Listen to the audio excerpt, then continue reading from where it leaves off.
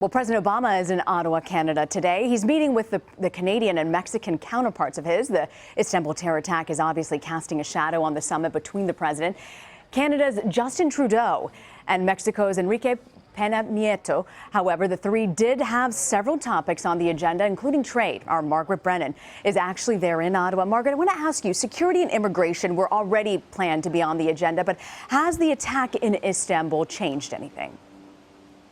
Well, it certainly overshadowed the agenda. This was supposed to be some, housekeeping in our own backyard for President Obama, given the tremendous amount of trade between the U.S., Canada, and Mexico. Now, when he answers questions from the press midday today, he is absolutely going to have to talk about this terror attack. And when he addresses the Canadian Parliament this evening, he will once again have to talk about that global coalition to defeat ISIS on the battlefield. The problem, of course, is when he talks about winning on the battlefield, it comes in the wake of another terror attack on a soft target. That war of ideas is something that President Obama has consistently hit on lately. When he's talking about dangerous rhetoric, anti-Muslim rhetoric, when he's talking about all of that, he is gesturing towards this worrisome thing that the U.S. is having such a trouble defeating here, which is killing the idea of extremism.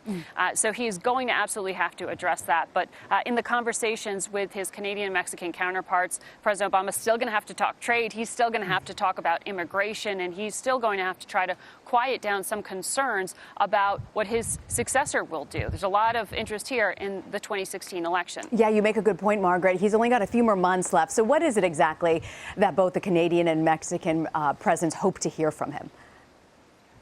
Well, there's more than $1 trillion in trade each year between the U.S. and Canada and Mexico. I mean, these are our biggest trading partners. And right now, you have these leaders wanting to get some assurance from President Obama that what they are hearing from both Hillary Clinton and Donald Trump in terms of threatening to renegotiate the free trade agreement, NAFTA as we know it, that's an empty threat. They're very concerned about what that is going to mean to all of the goods and services that cross through these dual borders every single day. So there's a lot of concern about trade. They also do want to talk about, of course, immigration, border securities with the Mexican president.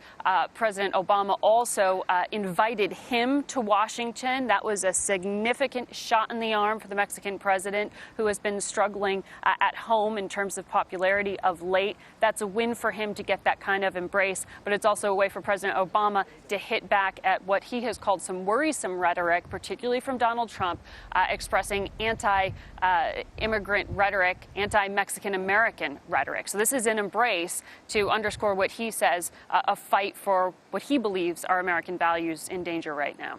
Margaret Brennan traveling with the president in Canada. Margaret, thanks.